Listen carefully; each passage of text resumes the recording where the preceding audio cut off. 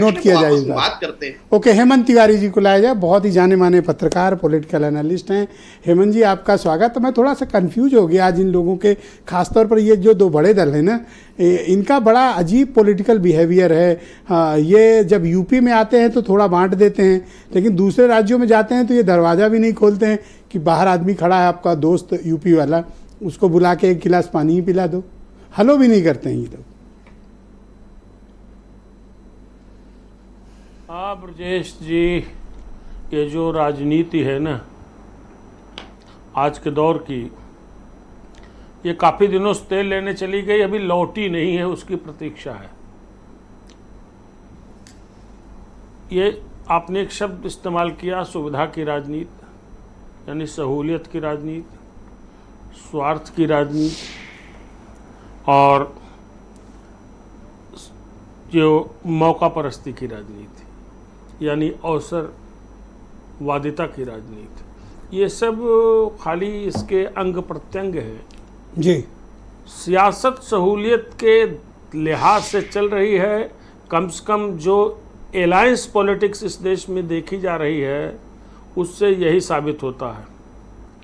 और बहुत सी चीज़ें देखी हैं। आप देखिए, जिस कांग्रेस का उत्तर प्रदेश में बहुत बड़ा जनाधार नहीं था, जनाधार खिसक चुका था, एक अलायंस बना, कांग्रेस एक तरीके से रिवाइवल कोर बढ़ गई है जी, 6 सीटें जीती। और अभी आप देखिएगा एक रार और होगी कांग्रेस। मैं खाली ये बात इंडिया अलायंस के लिए नहीं कह रहा हूँ, ये दोनों जगहों पे लागू होती है। जैसे एक सवाल आपने किया कि भारतीय जनता पार्टी और जयंत चौधरी के बीच में क्या कोई ऐसी बात नहीं बनी?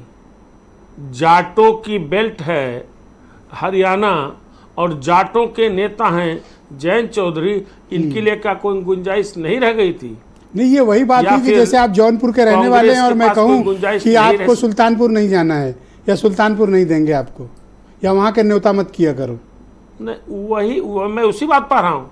ये दोनों पालों में यही चल रहा है, इसलिए मैं कह रहा हूँ यही तो सहूलियत की राजनीति है। उनको ज़्यादा सहूलियत वहाँ है। भाई, जिस पार्टी का वहाँ विधायक रहा हो, भारतीय जनता पार्टी के, एक बार उसको पूछ तो लेना चाहिए। और जयंत चौधरी बड़े जाट नेता हैं, उनका इस्तेमाल करना चाहिए। अगर उनका कैंडिडेट होता तो ज़्यादा बेहतर इस्तेमाल कर सकते हैं। ऐसे ही आप देखिए मध्य प्रदेश के असेंबली इलेक्शन आप भूल गए, जिस समाजवादी पार्टी ने अलायंस में रह करके 6 सांसद दे दिए कांग्रेस को, उसी के सबसे बड़े नेता जो मध्य प्रदेश के थे वो कह रहे थे अखिलेश कौन है। उसके बाद क्या क्या बातें हुई थी, कितने कटु बयान आए थे। इसलिए मैं कह रहा हूँ और अभी आगे देखिएगा, अभी जो इन्होंने थोड़ा सा दीपक रंजन ने छेड़ा है, इसकी जड़ में जाइए ना। हाँ, छेड़ा तो है। जड़ में तो यह है कि समाजवादी पार्टी ने महाराष्ट्र में 12 सीटों की लिस्ट दे दी है। हालांकि 12 सीटों पर लड़ने की उसकी क्षमता वहाँ नहीं है, वो पूरे महाराष्ट्र नहीं है, मुंबई के कुछ हिस्सों में है जहाँ वो 6-7 सीटों पे बहुत अच्छा चुनाव लड़ सकती है। लेकिन वहाँ प्रॉब्लम जानते हैं क्या आएगी?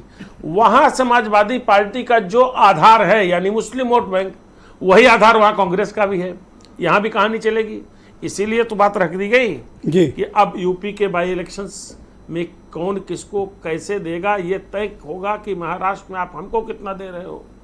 और महाराष्ट्र में कांग्रेस एक हिस्सा है महाविकास आघाड़ी का, उसकी अपनी सीमित सीटें हैं। तो क्या वो वास्तव में कुर्बानी दिखाएगी जो कुर्बानी अखिलेश यादव ने हरियाणा में दिखाई बंटवारा है? 3 दल करेंगे ना, अकेले कांग्रेस ने नहीं करना है।